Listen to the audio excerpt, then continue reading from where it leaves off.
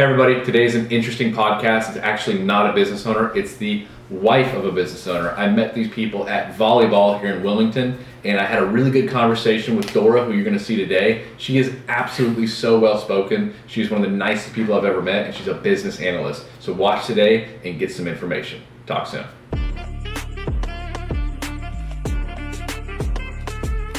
I didn't even know what we were going to talk about, Dora, but I was just having a good conversation with you at Captain Bill's. Yes. How have you enjoyed volleyball? Because I know you just started. The first time I met you was at Dave's house. Yes. And maybe I didn't play volleyball until I met them either. Honestly, I don't even know. I remember. Let me think about this. So I met Anna, and then I don't even know. It all started from there. I think Mishu just kind of recruited us. So once we got to know them, and so it's like, no, I said, I don't know how to play. It's like, no, yeah, you do. Yeah, Mishu's very, yeah, come on. He's like, you're Romanian, you can do this. But it was interesting because I didn't play at all either. I was so scared of the ball, right?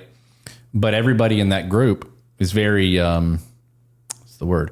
Encouraging. They are. Right? They are. So even if you hit it and it goes crazy, I'm more excited that you just went for it. Right? Absolutely. Because then you're not scared of the ball. Yeah. And then it's, okay, now let's work on this. And me and you were talking about, doing those numbers, right? And that's the fun stuff. It's like learning new skills and learning new, for me, it's like languages and cultures. It's surprising that, now I've played for a little bit, a couple of weeks, but it's surprising that I'm learning like every day. You look at the sport from an outsider and you don't think that, it's not a big deal to it. You just have to know a couple moves.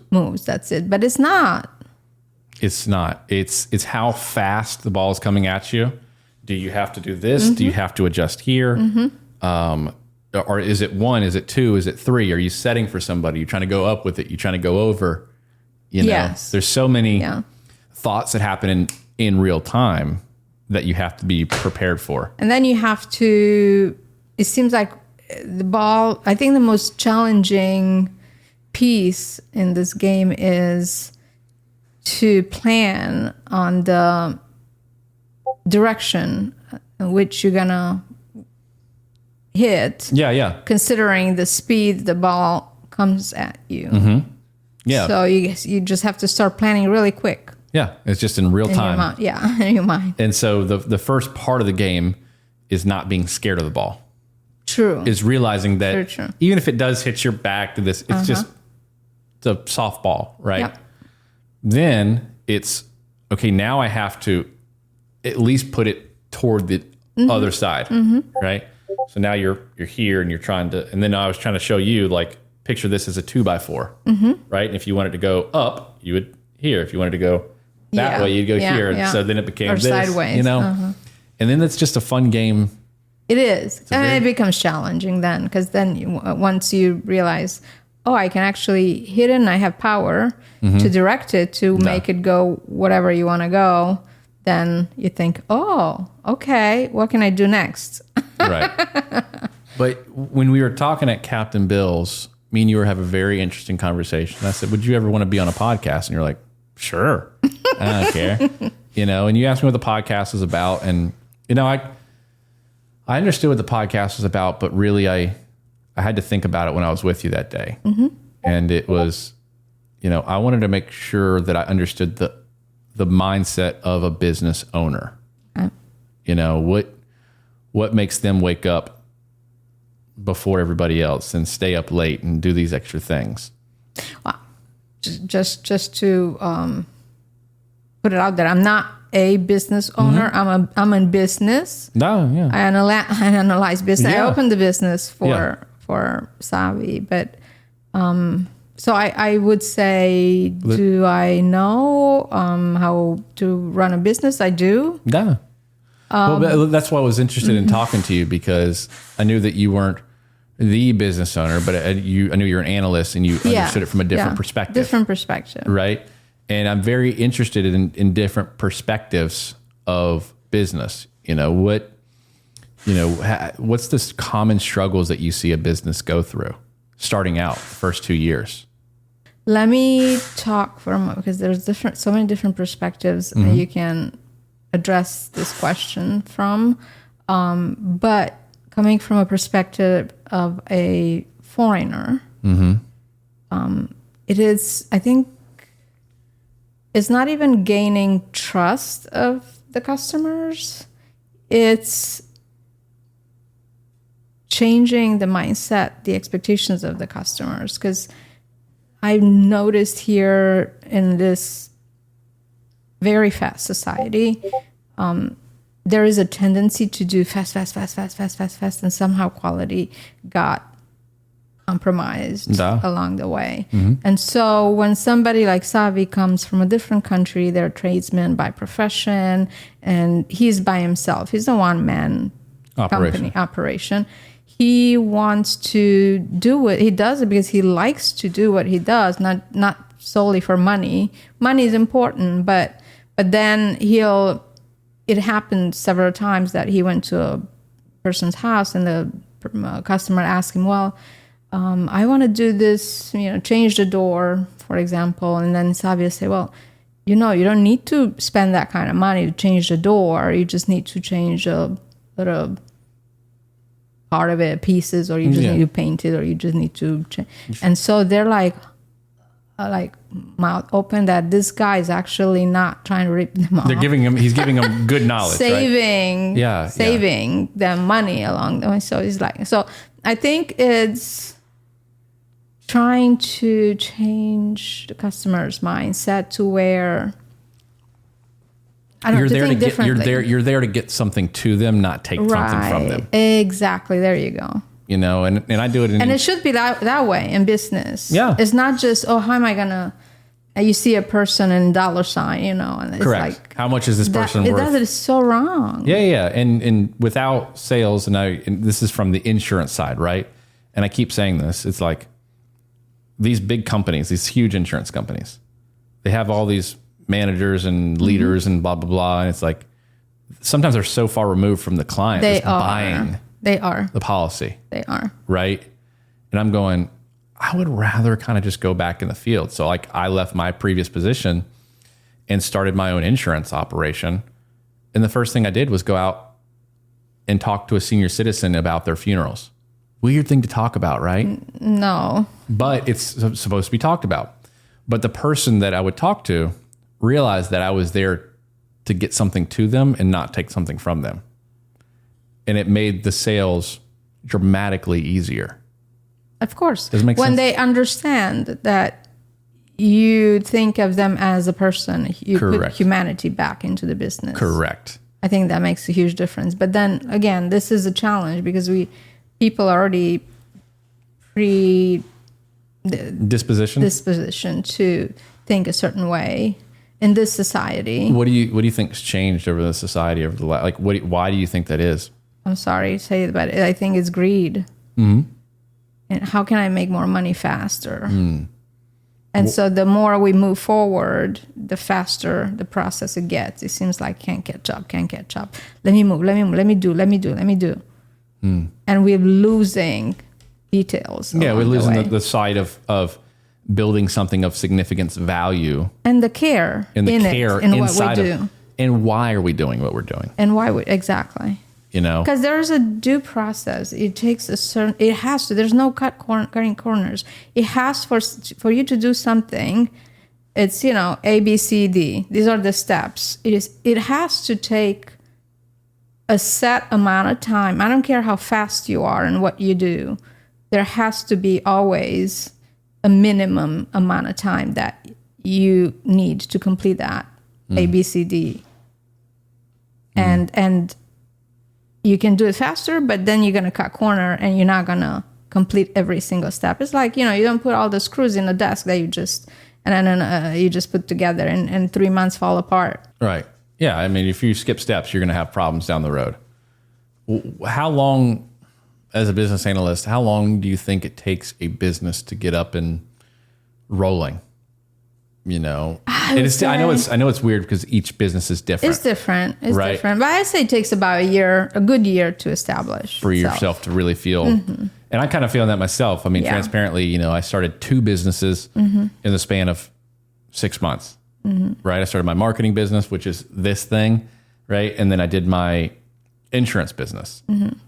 So I'm like double stressed. I can imagine. That's a lot. And then the house all at the same time, that's you know. A lot of projects. But it's so much, for me, it's so much fun. Well, if it's fun, then you don't feel it. You don't. Right. Yeah. Well, I still feel the stress. Right. What is it in the what kind of stress is it? You know, I think for early on in the business, you don't pay yourself. Well, yeah. Right? Yeah. So like I was with Connor and I'm like, because he wants to learn about business and marketing, and I'm like, Connor, all I care about is making sure that you get paid first. He went, well, thanks. Yeah, and I'm going, you do. but that means that I don't get paid. He went, what? And I'm like, you'll get it one day, right? Yeah. And I believe you can only have that if you have taken that chance. It's a weird gut feeling that like I'm putting into something that I may not see a return. I may not ever see a return on. No, I don't look at it that way. You got to project. If you're focused, and we talked about manifestation and things like that. I know because I've seen it done. I've watched a business grow right in front of my eyes from $1 million in revenue a year to a 9-figure exit. You know, right in front of my eyes. I was one of the 8 first employees of the company. There you go. You know, and I watched it happen. So I know it's there. It is. It's there. I've seen it. And I watched the steps happen. And you're right. There's no shortcutting to the steps. No. And even though that I know, and I could collapse the time frames, the one thing that I'm trying not to do is make the same mistakes that they made. Well, that's the best lesson you can learn. Right. I mean, it's just, it's all out there, really. Yeah, it's all out to observe and not repeat. Yeah, that, and that's simple. I believe you have to have a mentor or somebody who is kind of like not guiding you or telling you exactly what to do, but saying, hey, here are some things that you're going to run along into. Be ready for this, and be prepared here.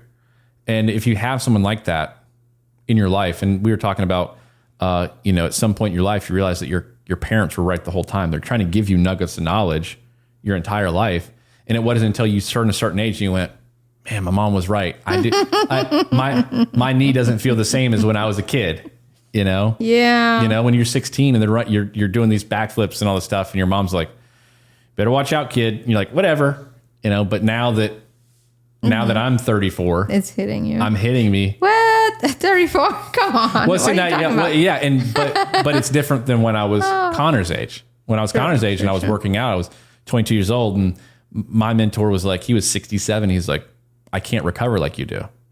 And then I look at Connor, I'm like, and you don't understand that. You don't have that concept. There's certain things that only come with age. That is true. There's wisdom in age. And it's like, but if you look back at your life, there's people that were there the entire time, teachers, family members, whoever, random passing, business owners that looked at you and said something so profound, but at the time you didn't catch it.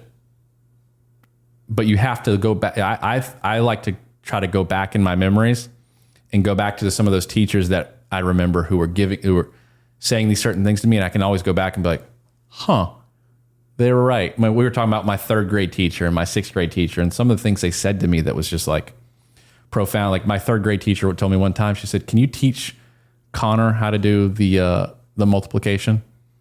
And I'm going, I just barely learned it myself.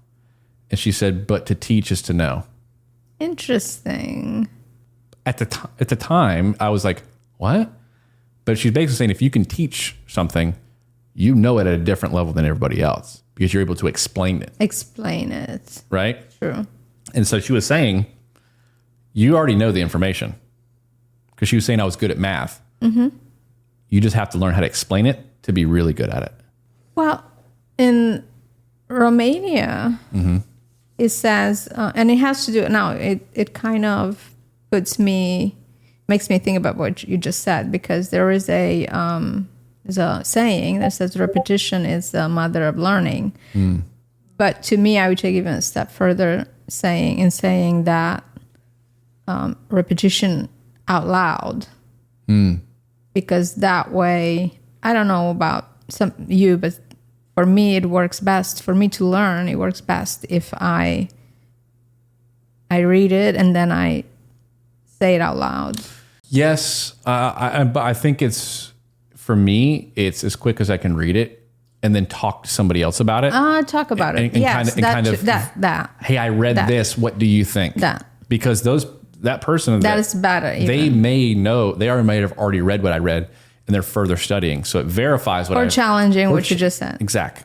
Mm-hmm. So I enjoy. That's better. That's the best way. Yeah. Just learn about it, but then don't just say it as it's your own thing. Don't go read a quote and be like, here's the quote, and I'm the smartest guy in the world.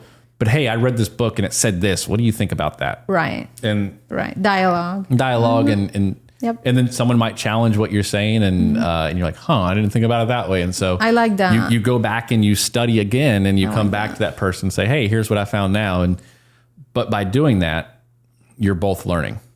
And I think I was telling you about my 9th grade teacher who I never turned in the paperwork, and I said, I don't think I need to do this. And she goes, she says, why? I said, do you want me to explain it to you? And she goes, I'm willing to listen to your explanation in full detail, as long as you're able to listen to my side right after. Very tricky. Very tricky, right? Is I will listen to, if you want to explain to me your whole thought process on life and it takes you 4 hours, you've got to give me the same respect to give me 4 hours to talk about what I believe. Did you do it? No. But that stuck in my mind forever, because someone says, hey, can I, in insurance, it happens all the time. They say, hey, I have the best thing in the world. And I'm going, well, I think I have the best thing in the world. And they go, mine's better. And I go, okay, perfect. You explain yours. And then right after, I'll explain mine, and we'll compare notes. Cool. I like that. And people go, I don't want to do that. I don't need that. I have the best thing. And I'm going, well, if you're not even willing to listen to what I'm telling you, then it's probably, you're probably not confident in your own thing. Right. Sure. And so that's how I recruit, is people try to recruit me all day long. And I just listen, just take it all in. And so I can compare notes from all these different other companies and say, here's what they do, here's what they do, here's what they do, here's what they do. What a beautiful thing. It's the best thing in the world. Mm-hmm. And so now I have all this information, and I can utilize it whenever I want, kind of go in the memory bank, if you will, and pull it back up. And the person says, I'm with this company. I go, oh yeah, I heard about them before. They do this, this, and this, right? And they go, yeah. And I say, well, what about this? This is the one thing that someone told me that they don't do. Yeah, we don't do that. Well, over here, we do. We do have that. So when someone says that they don't have something at their company, I write it down, and I go to my team and I go, hey, we got to figure this out, because this is gaps missing that people want. Very smart. Very smart. See? And so it's just, that's what I love. But I enjoy talking to people about their whatever, to be honest, about anything. And I was talking to somebody the other day, and it was just about your gifts in life. And I think it was you actually that were like, what do you think your one big gift is? And I said, to be able to connect with anybody. Yes, you did say that. Yeah. And it took me a second, because you stumped me, because I was like, what if you have multiple gifts? Because I think I've been given multiple gifts. Like I have the ability to market really well, and I have the ability to sell things. But at the heart of it, it's really just being able to connect with people, no matter where they're from, what their culture, what their background is, anything. I just like talking to people, and I learned it from Romania, or Romanian people, because when I met Loredana, I didn't really intermingle with other cultures from outside of the U.S., right? I've gotten along inside of my own bubble, if you will. But when I met Loredana, and then I started going to these Romanian events, and then I see that Romanians would speak multiple languages, English, Romanian. Loredana speaks Spanish and some French. And I'm like, how do you know all this stuff? And then y'all know about these other cultures. And I started learning about other cultures. So it wasn't until I met Loredana that I didn't really start trying to figure out what other thing.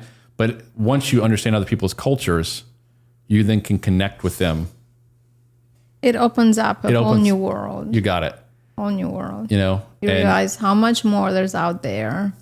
Correct. How many more ideas are there, because people from every culture, they look at things differently. Correct. And they have their ideas on what this one thing is, and yours is completely different. Yep. But again, I want to hear what yours is as long as you're willing to share mine, and I can't get enough. It is amazing. It's the best thing in the world. It's the best thing in the world. But tell me about Savy's business. Well, he does small home repairs, like one person. And I set him up. It was actually pretty intuitive to just go in and get a number. EIN, LLC. EIN number, an LLC. Yeah, limited liability. The more challenging things, and I don't know how people do it because I have a degree and it was hard. It's still kind of trying to figure out how to submit sales taxes. It is not easy, and I don't understand why they make it so difficult for people to figure out the right way to do it.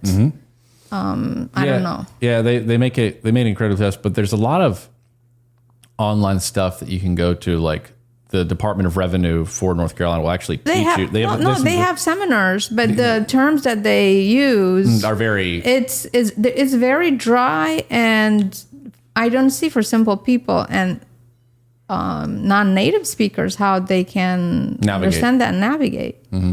Yeah, that, and I would say when it comes to money on that, it's like just get a good accountant. They understand. That's another expense, though. Sure, as an expense, it's a tax write-off. But for me personally, like I'm really good at talking to people. I'm really good at marketing, and I'm really good at this thing. I don't like money. Yeah. I don't like dealing with the sales tax. I don't like dealing with the invoicing and the paper. It's not what I'm good at. And so I hire it out. I just know I need to make a little bit more to cover it. So if I spend, this is the math equation, if I spend, let's call it $500 a month to not worry about something that takes me 20 hours a month. Sure. Right?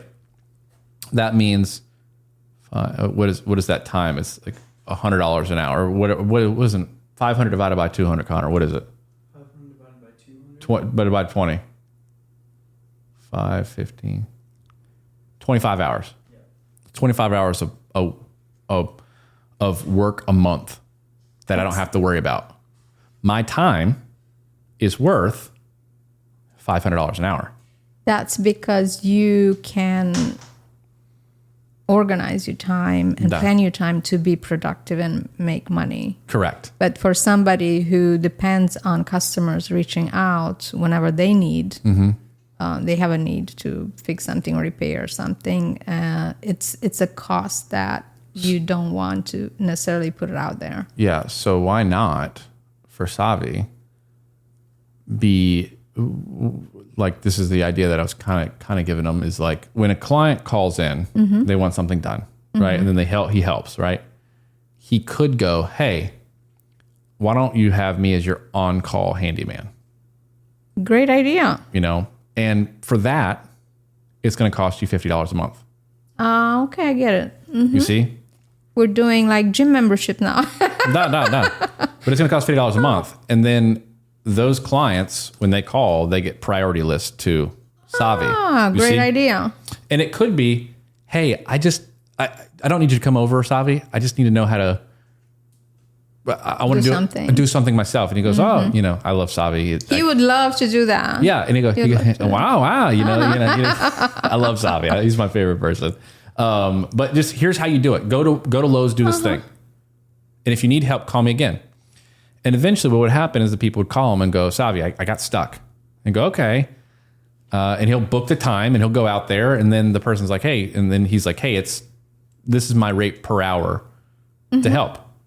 But to be on call, to have the priority list to Savy, who's really good at what he does, $50 a month. Now, if he gets 100 clients, it's $5,000 a month. That's $60,000 a year as a salary for Savy. But then when people need him, he's just, hey, how are you? How can I help you? Boom, boom, boom. And because people have small projects all the time that they want to work on. They do. And a lot of times people want to do it themselves to save money. They do. They do, right? And then they don't do it right. They don't do it right, right? And Savy wants to make sure people do it right. So he comes over there and it's like, hey, do this, do this, do this. When people get stuck is when they'd go, Savy, I need you to come back over here and just do it for me. And then his rate is X. Right. You know, That's a great idea. $200 an hour. That's what I would do. Thank you. That's a great idea. Yeah. I learned something new. Well, and that's the point of what I want to do, right? The podcast is I get to learn about things from somebody. I get to hear their points of view and their thought processes, but then I get to give hopefully good ideas to the person for free. Doesn't cost anything. That's amazing. You know? And you just thought about this particular idea now? No, I was driving with Loredana from downtown Wilmington. And I always had these business ideas. I'd always say, Lori, I have a new business idea. And I'd say a random thing, you know, because I have this entrepreneur spirit. And she goes, all right, what's this one? And my grandfather was the first and largest real estate school in California. Wow. And he was one of the first people to use videotapes to record and train these people. And so I have this in my blood, right? But as people would make money, he would bring them back into his school and he'd go, how you do last year? And they'd say, oh, I made this much money. To go, okay, go on to class. And then when someone had a big month or big year, he'd go, come on to my office. And he'd ask him questions as like, you know, who are your buyers? Who are your sellers? What happened here? What did you do here? And he was just taking vigorous notes and learning about what made a successful real estate agent. And what he found is it wasn't because they were white or they were black or what heritage they came from or anything like that, is there was something inside of that person that clicked one day. And I don't know exactly what it was. So I'm furthering his research and because I did a podcast in my practice company, my previous company, right? People kept telling me, you're really good at podcasting. You're really good at, you know, guiding people into the room and sitting them down and talking to them and making them feel comfortable, right? It's a gift that I have. And I went, I'm going to further my grandfather's research. I'm going to learn about people. And I get to have my own business. It's the greatest thing. What a beautiful thing. What a greatest thing in the world. And the best part is most people don't even realize that I'm recording. This entire time we've been recording. Okay. And so now the podcast is done. That was it. That was it.